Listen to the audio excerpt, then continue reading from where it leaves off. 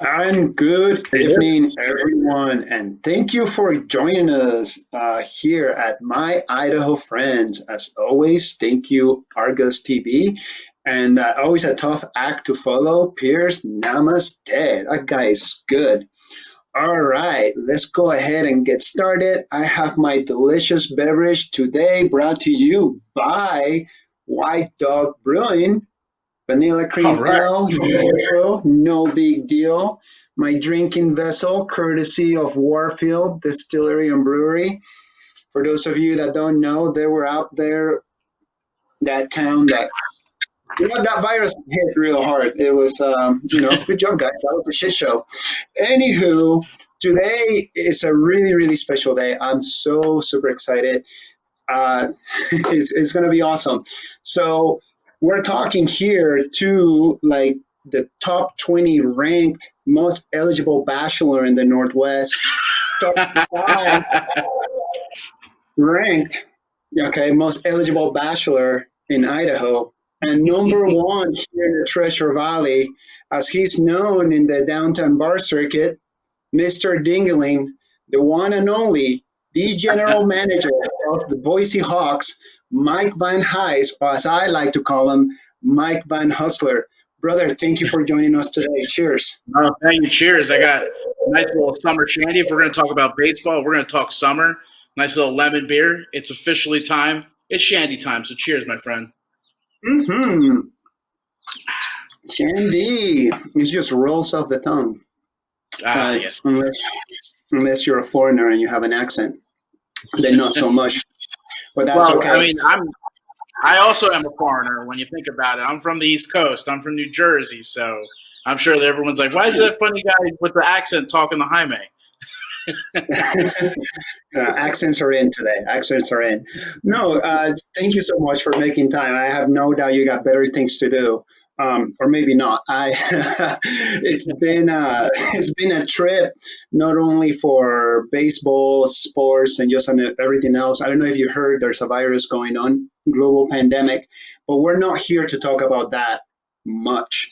Today, we're going to talk about the wonderful game of baseball, which I know dick about. I mean, excuse me, nothing. Um, I'm kidding. I'm kidding. I know a few things. I grew up watching baseball with my grandfather. Some of my fondest memories with him, just back in the 80s and early 90s, was just like the big rivalry was the LA Dodgers and like, the Oakland Athletics. There's the freaking Jose Canseco days, Jose Canseco, the blow and the hookers and everything. It was just like a wonderful era of baseball. I don't know what it's like now The though, good because old days of after baseball, as we call it. right. So, but yeah, thank you for making time, and we're gonna touch on what's happening here with the Boise Hawks, a little bit of the history and the background, and then also a little bit of what we get to look forward to as we start implementing the phases and we start looking forward and into what the new normal is gonna be. But before we get there, I want to get to know. Well, I like everybody who's watching, all like two people, to get to know a little bit more about my dear friend Mike. So tell us where you're from, first of all, a little bit about yourself. Where you're from, what your background is, and how in the world did you end up from New Jersey in New Boise? So like I mentioned earlier, born and raised Toms River, New Jersey. I mean, if you're familiar with MTV's The Jersey Shore, I mean that's the town I grew up Oh, in as a child. So you could have done anything um, else.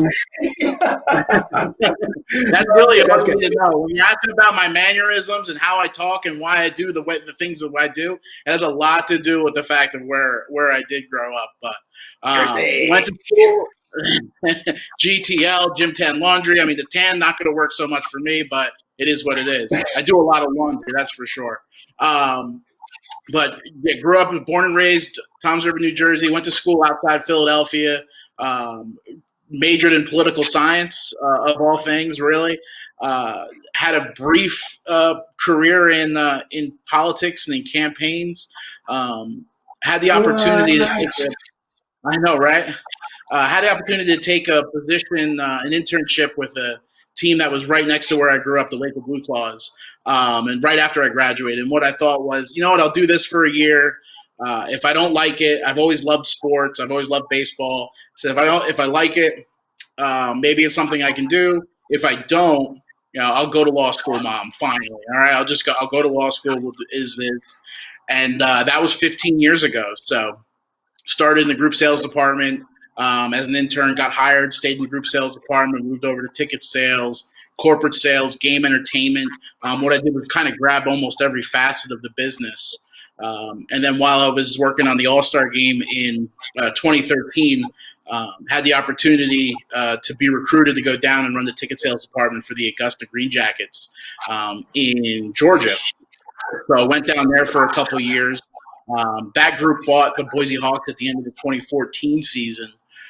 Here, saw a great market that was markets going like this. The team was kind of leveling off and dipping down, and saw a reclamation project of the Boise Hawks. So they bought it at the end of 2014, and then at the end of 2015, beginning of 2016, I moved out here, and the rest, as they say, is history. Yeah, great history, man. Cheers to you. Then we're lucky to have you. So glad that you're here. Thank you for making freaking real estate prices go up. I've been doing my best. I am joking, by the way. That was hard. That was a joke. So cool. So awesome background right there. Go down, a little bit down history lane. Now, you got here 2014. Like you said, things are on the up and up. There's no virus going on yet. Not anybody's ever even planning or thinking that there's going to be a global pandemic taking place later on. What's the situation like when you get over to Idaho and you start working with the Boise Hawks? What does that look like? And then what plans do you guys start implementing in order to grow the brand, the team, and that community impact, that community involvement that the Boise Hawks are known for? Well, when I personally got here in 2015, what we did was the first year kind of took a step back, really assessed the situation, saw that there was different types of way to market the team. At the time, they were the former ownership group and the former management group, and what they were with the Cubs. Was kind of marketing the team as come see this future stars of tomorrow, which at the Boise Hawks and really in short season A baseball and minor league baseball in general, it's really, really hard to promote players. You have no control over where they go, if they get traded, if they get sent up, if they get sent down. When you get to the major league level, I mean, those are your starters, those are your top line pitchers. So able market players. Here we're marketing fun, affordable family entertainment, and actually using the opportunity of eyeballs. We're the only organized sport in the summertime for people to come out and enjoy a cold beer and a warm hot dog or a hot dog, and be outside.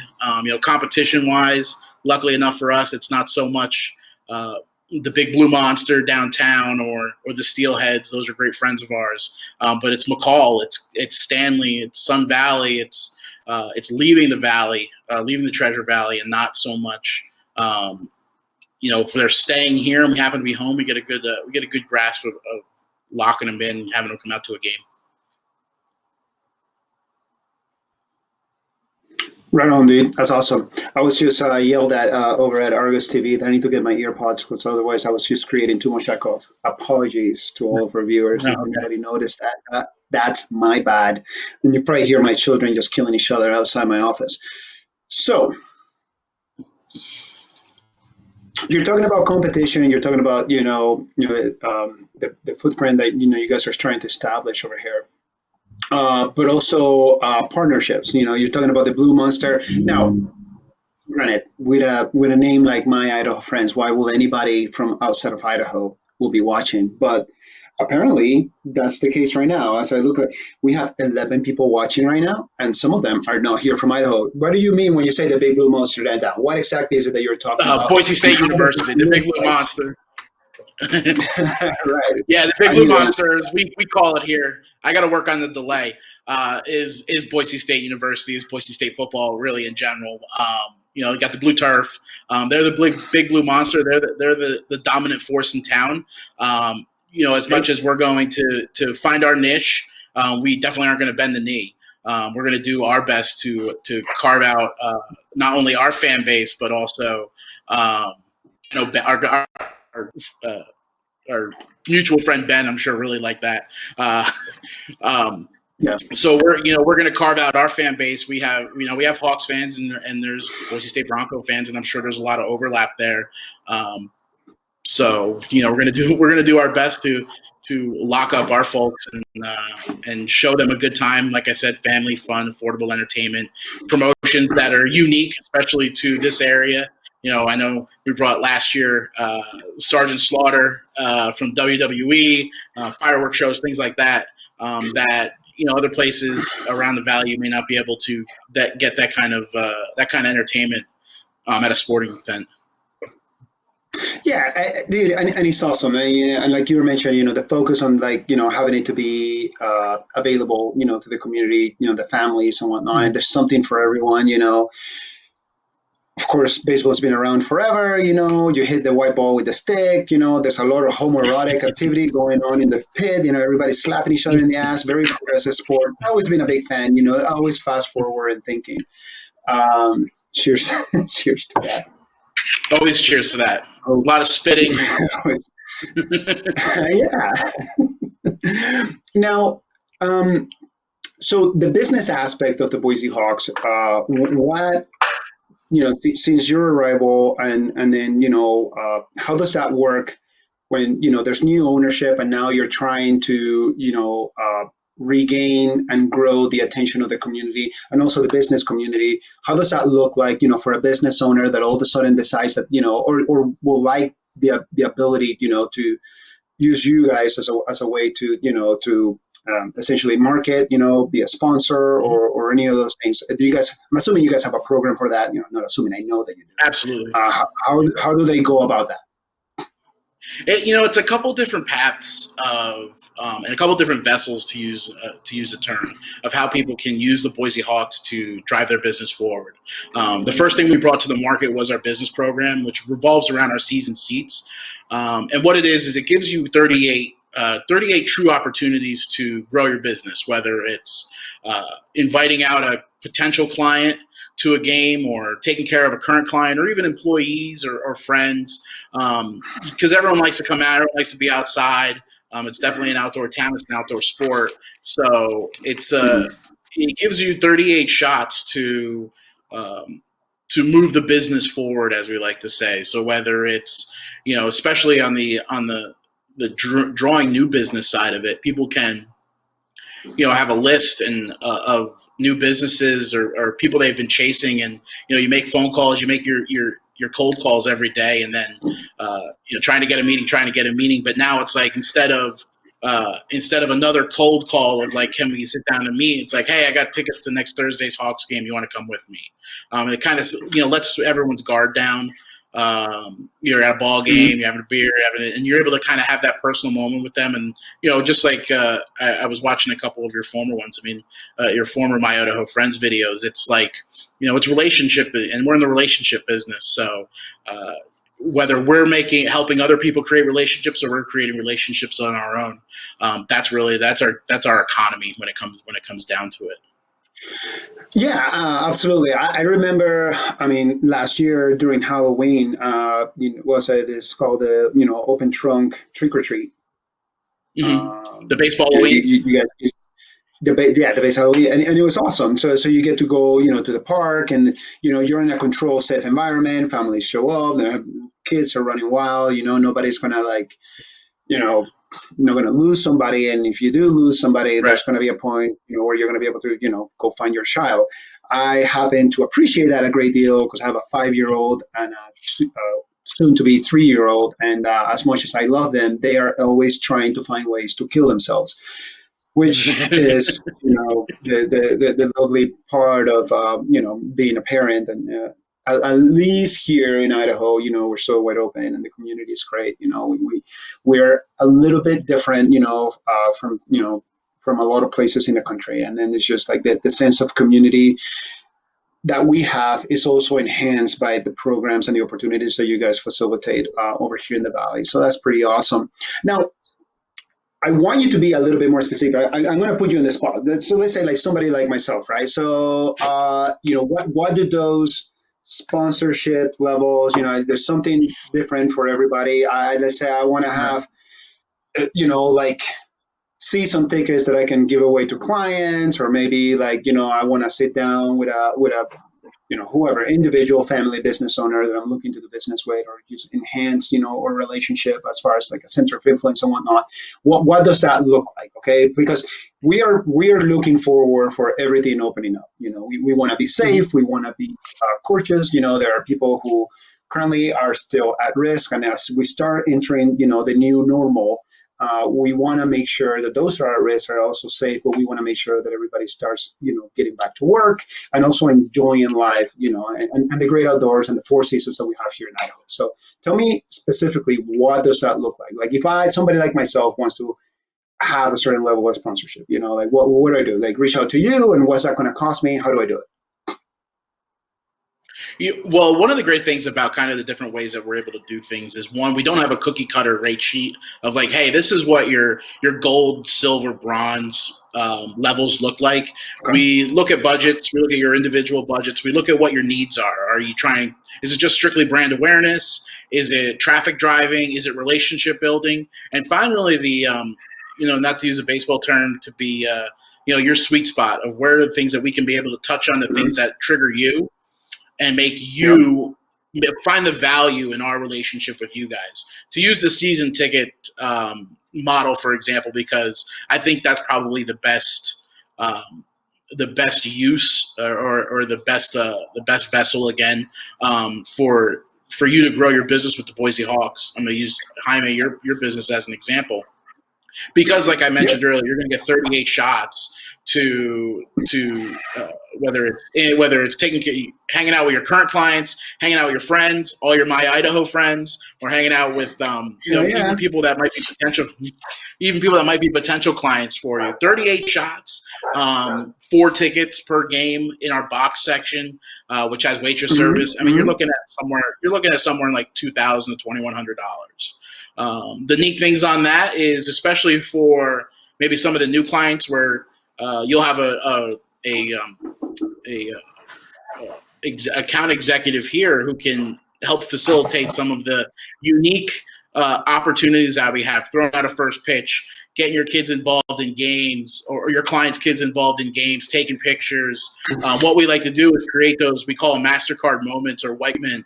And what we do is, for Jaime, if you were to bring out Bob from XYZ company, you're like, oh, Bob's someone I've been trying to get. And we go, hey, Bob's bringing his kid out, have him throw out a first pitch, and we're taking pictures of his kid. We don't send the pictures to Bob. That doesn't help Jaime. What we do is, the next day we send the pictures to you, Jaime. So you're able to send them, whether you were at the game or not at the game. We're able to get that extra touch point for you. You can go to Walmart and Yeah. get a $1.99 frame, print it out, and say, hey, Bob, Jaime with the Hawks, or Jaime, heard you had a great time at the Hawks game last night. I got a picture of your kid throwing out the first pitch. Can I swing by and drop it off? Now you're in their office, and that's half the battle. I mean, we know, both of us know, that's what business is about. It's about getting in the door. Once you're in the door, then you can start, elevator pitch or whatever you want to do, and you're halfway there. And that's kind of you get 38 shots of that. So if you close one, you close two. Look at everything beyond that. I think one or two, depending on the business, will pay for itself, and then it's exponential from there. Awesome. I love that. Yeah, thank you for breaking that down for all of us. Now, let's talk about a little bit more about the sport, specifically the players and whatnot. So, like Mm-hmm. how are you getting all these amazing athletes? How are you getting all these studs? And what's the link, if any, to professional athletes, pushing to the next level? Is this Mm-hmm. somewhere where we're farming out, or I shouldn't say farming out. That just I don't want to belittle Oh, it's called the athletes. farm, so let's just farm them out, man. Effing No, stuff. we're Yay! No, who are you working with? Who are you sending them out to? Tell me the things. Tell me the truth. What's going on? so how it works in our business is, everything outside the white lines, that's our stuff. So signs, billboards, tickets, entertainment, that's all on us. Everything inside the lines, coaches, trainers, players, that comes from the Colorado Rockies. So they've been great partners of ours for 5 years now. Our guys are slowly but surely moving themselves up the ladder. We had in 2016 Garrett Hampson, who was the second round pick for the Rockies. His actual brother works for us. He's worked his way up. He's now their starting second. He's now the Rockies' starting second baseman. So our guys work their way through the system. They've got a couple years to go. Some fast track. I've seen some guys in my career fly up the ranks. Started at a team either I was working for or was playing against, and next year or the year after, I was seeing them in the major leagues. So our guys are working their ways up. It's player-wise, it's all on the Colorado Rockies. They've done a fantastic job these past couple years. They love drafting. They love drafting young raw talent, and they're going to bring them up, and hopefully, as the Rockies saw the Valley, just as we did, saw the Valley moving. Our single players there, our short season A players there, moving up. We'll be able to, we might be able to get some new Rockies fans. So every year, as when we go to the ballpark, we see a couple more Rockies jerseys, a couple more Rockies hats, because this isn't a Seattle market, a Chicago market, it's not a Denver market, it's a Boise market. Denver and the folks over at the Rockies say, hey, why don't we just stick our flag in here and see if we can get some more Rockies hats? So I think every year I see more and more, and I know it's going to continue on. Right on, man. That's pretty cool. Thank you for breaking that down. I actually had no idea that's what's going on. So they're the ones that are making sure, they're bringing up the talent and who's available for the Boise Hawks. And yeah, they do everything player related is on them. So okay. And to include the coaching you mentioned? Yes. Coaches. Okay, cool. Coaches, trainers, yeah. So if you notice, I have a method to my madness. Everybody's like, okay, Jaime's just drinking. He doesn't know what's going on. His kids are yelling in the background. His mom, his wife is upset at him. Probably true, all things. Now, past, present, let's look at the super bright-ass future, that we have ahead of us, all right? So a lot of people are concerned with everything that's going on right now. I like to be, I'm more of a guy, like my beer mug is half full or all the way, I guess, in this occasion. Cheers to the shanty over there. Cheers. I got to back up. You got to back, as you should, because I got plenty over here. My office is plenty stuff. Yeah, I will not disappoint our viewers. All two of them. But no, all jokes aside though, so what's the plan? Okay, so we have our faces, and I'm not gonna, this is not the time to go over the intricacies of, how we're reopening Idaho and whatnot. This is very niche.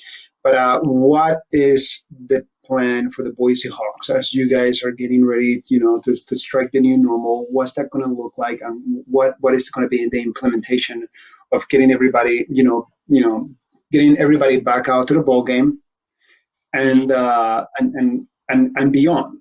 Okay, so this has affected everybody. Has affected you. It's affected you. It's affected the team, the players, the coaches.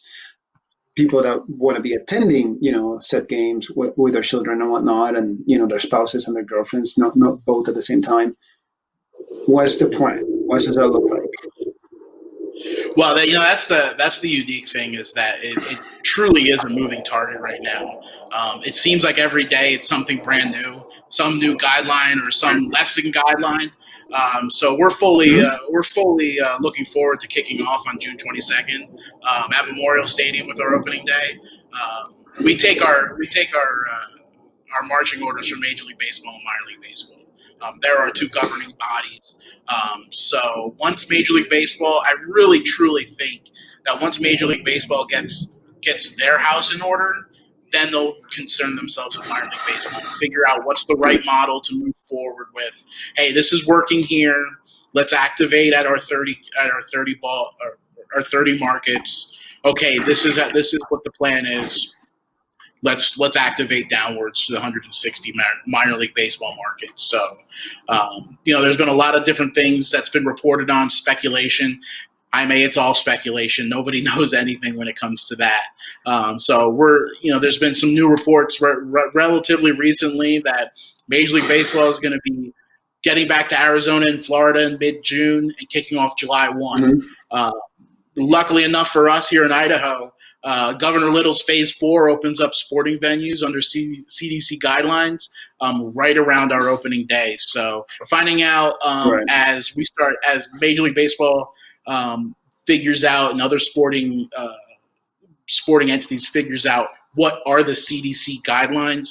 Here's what we're going to do: social distancing, contact tracing, things along those lines. Once they figure out what's the plan on their end, then we'll be able to activate Memorial Stadium. And we're fully confident, not only in our ownership, but the management team here in Boise, that once we figure out how, then we'll be able to do. So actually, like, the word is moving forward. We're going to know what to do as soon as we're told what to do. Right. And that's interesting. A lot of people would not think that, Major League Baseball is just a deciding factor, for you guys, but it's all intertwined, it's all connected.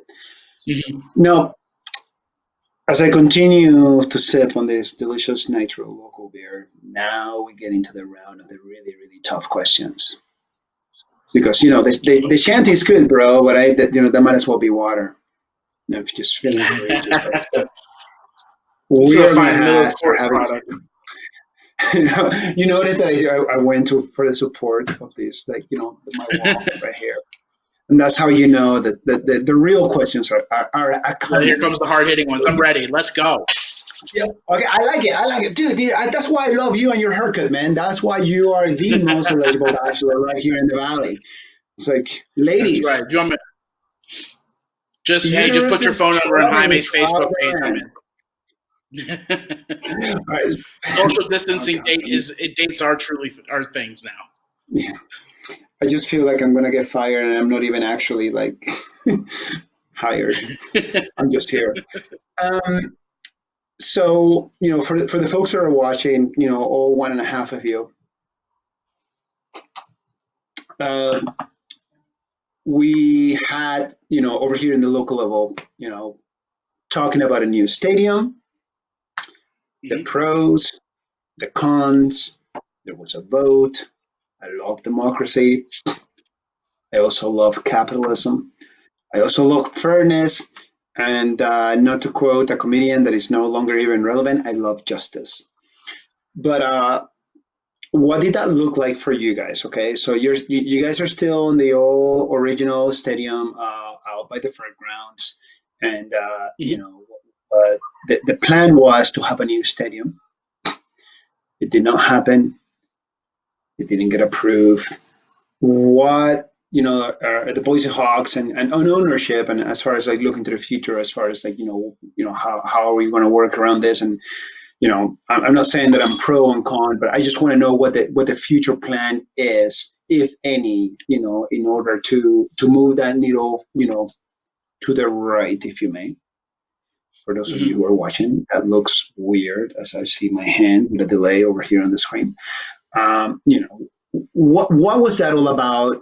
If you give us a little bit of a little bit of history, if you go back a little bit to to just refresh everybody's memories, and then what are the plans for the future as far as the stadium goes? Well, I will be honest. The COVID has really has kind of taken our focus away from, and I say our focus, the focus of management here in Boise. Ownership is still is strongly considering a lot of different plans. I wish I could tell you a lot more about them, but to be honest, it has been very far away from my kind of purview. Right now, our focus has been the safety of our fans and the safety of our staff, figuring out where we're going, where are we going to be, what's going on with 2020. So we've I at least personally have kind of stepped away from that side of it, and have really truly focused on on where the focus should be, and that's Memorial Stadium and giving our fans the best 2020 possible. Would I love a new stadium? Absolutely. I think that seeing what our sister team in Augusta in South Carolina, in North Augusta, South Carolina, put together with SRP Park, I would put that baseball stadium up against any other baseball stadium in the country when it comes to minor leagues. Boise deserves a stadium like that.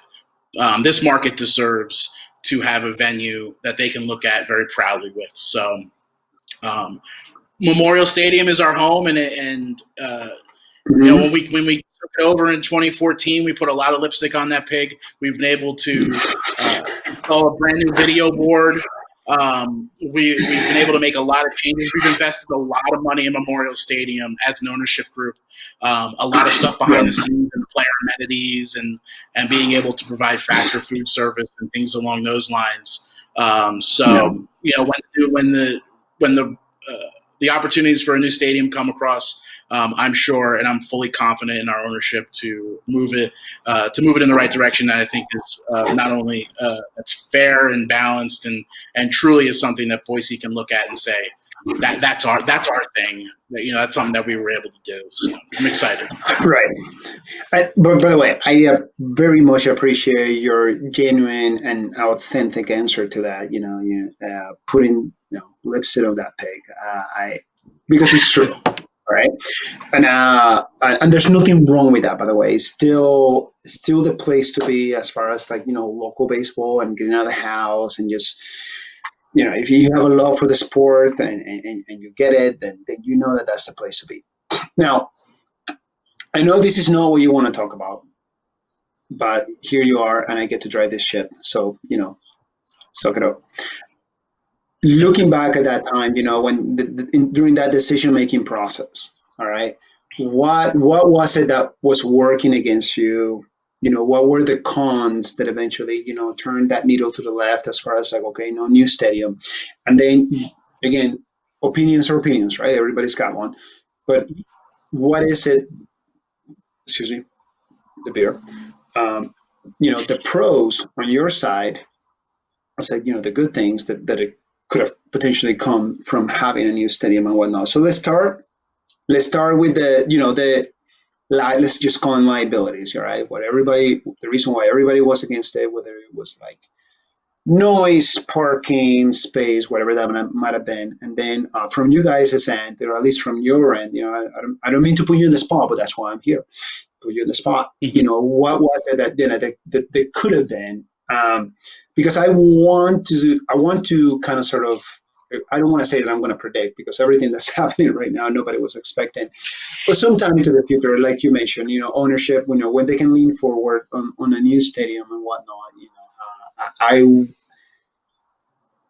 don't want to reveal my cards as far as where I fall, on that decision making process, on the choice, okay, because I remain neutral as I drink my beer, mm-hmm. But there are also a lot of positive things that can come, from said stadium. So please go ahead and take it from there.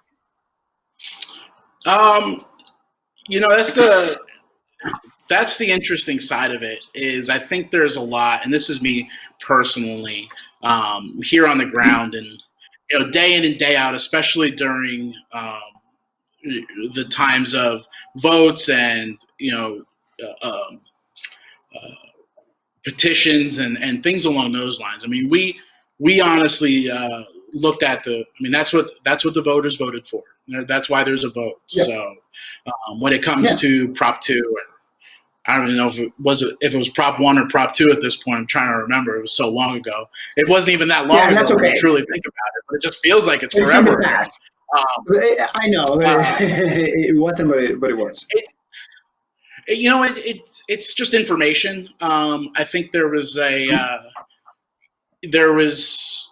lot of things that were missing kind of on the information side of it, so people can just are just like you said, truly allowed to have their opinions.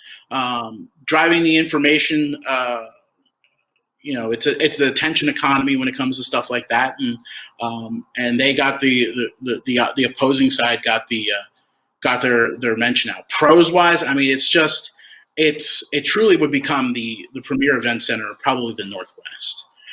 You're talking about professional soccer with a USL team, the Boise Correct. Hawks,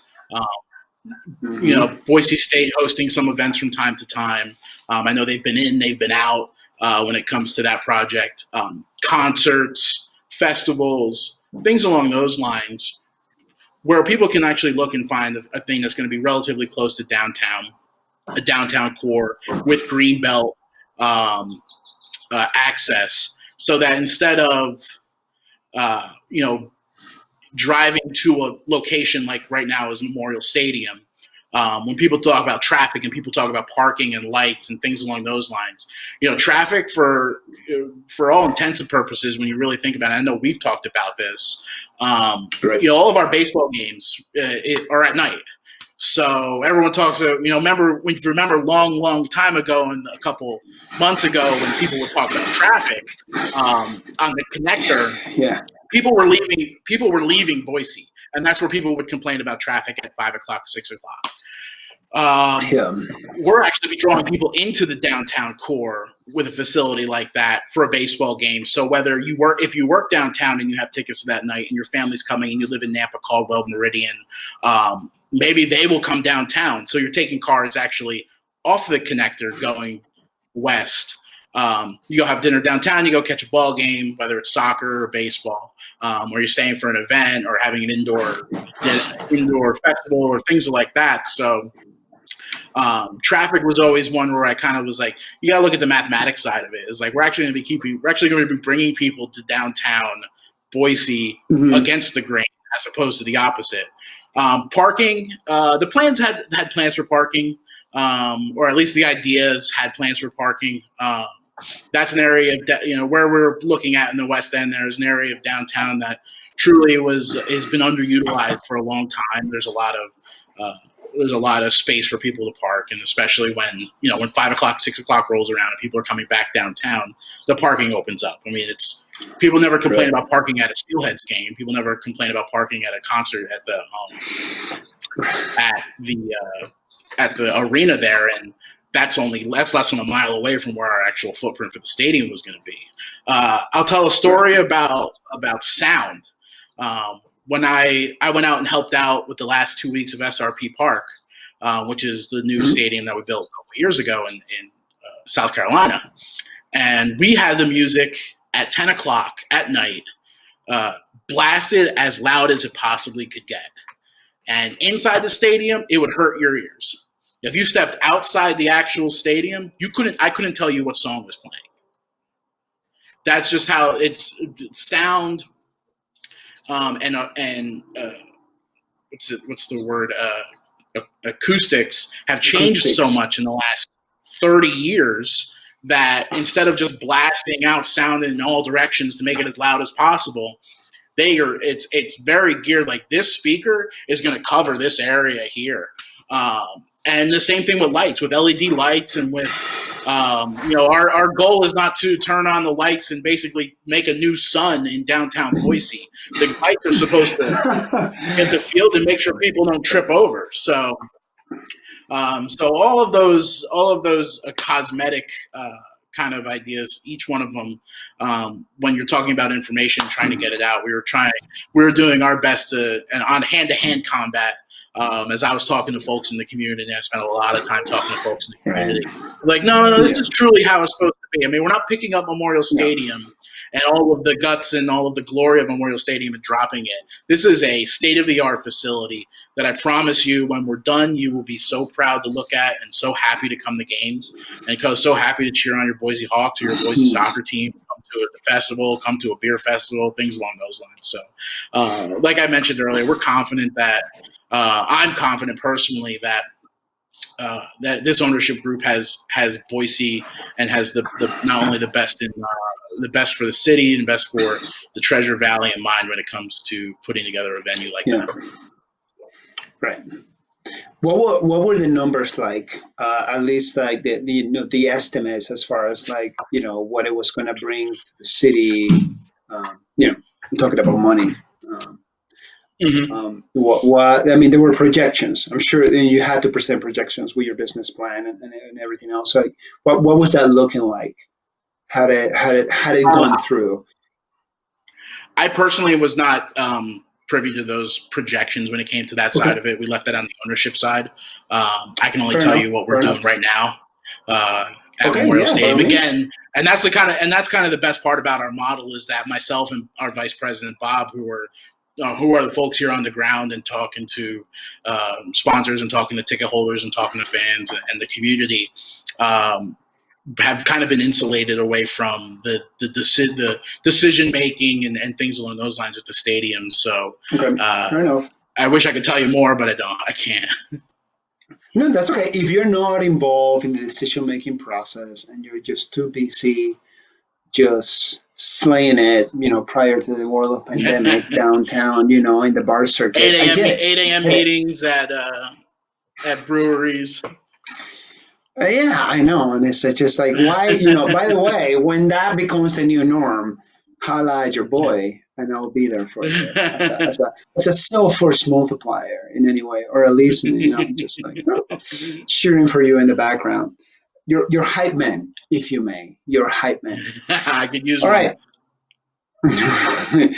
So we're getting pretty close to the end over here, and I was actually not very aware of high, this nitro. Oh, the It's percentage? not that. Yeah, well, it's not that high, but perhaps I've been drinking it too fast, and also the fact that I've just been working all day sitting in front of the screen.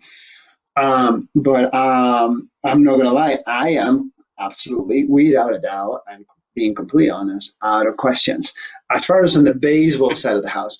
But I do have a few things that I'm curious about, and again, not to put you in the spot or whatnot. So the athletes, which is the talent, if you may, Mm-hmm. the studs, uh, for Boise Hawk. What is it that as a business, as an entity, how are they being taken care of, or are they being taken care of at all? I know that's a tricky. I don't mean to put you on the spot, but that's what I get paid the $0 for, to ask those um, questions. when it comes to player compensation, again, that's handled at the Colorado Rockies level. I know Major League Baseball has agreed to pay some guys some more.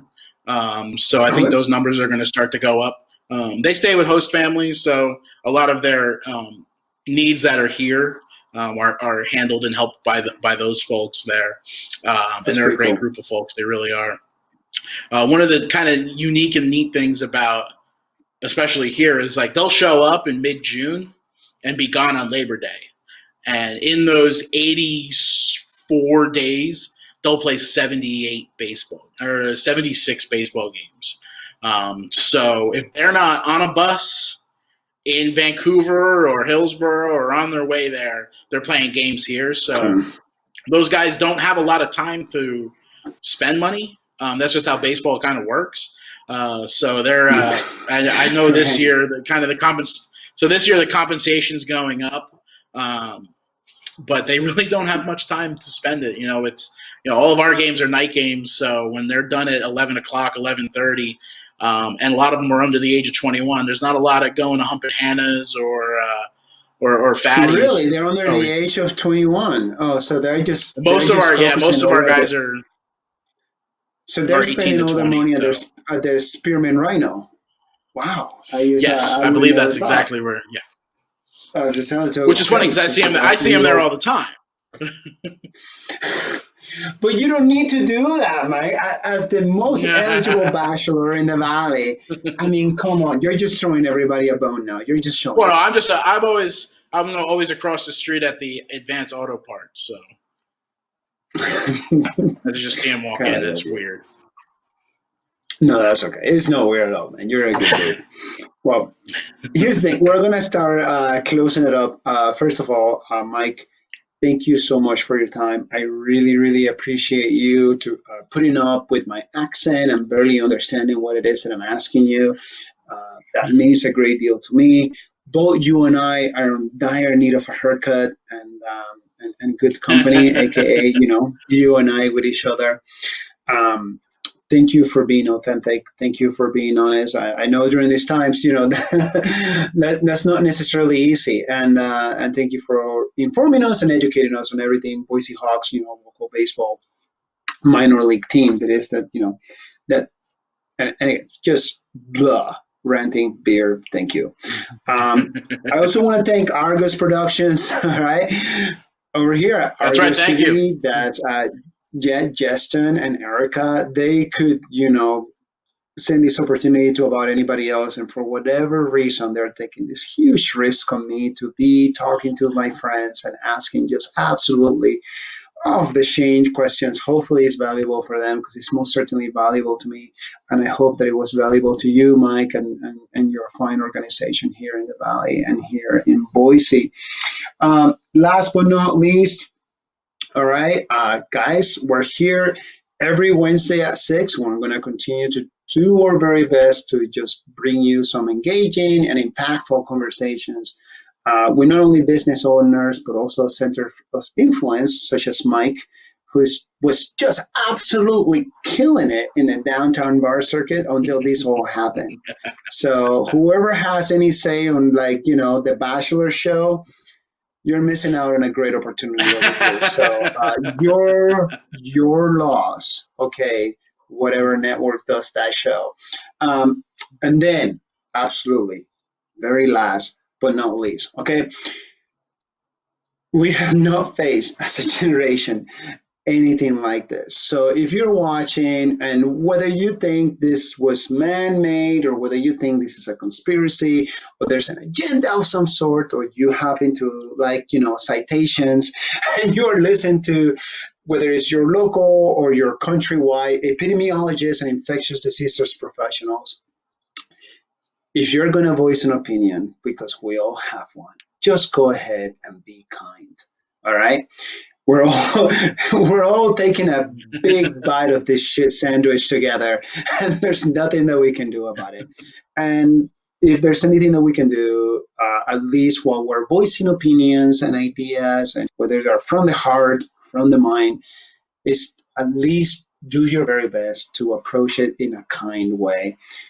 Again, thank you, Mike. Thank you, Argus Productions and Argus TV. Thank you, Erica and Justin. And thank you, all of you, for putting up with my accent and my ranting and my fro. And we will be seeing you again at some point in time if Argus Productions doesn't fire me. And take care. And when you get a chance, Idaho, go ahead and be kind to each other. Cheers, Mike. Cheers to all of you at home or wherever you're watching from. And take care. Thank you.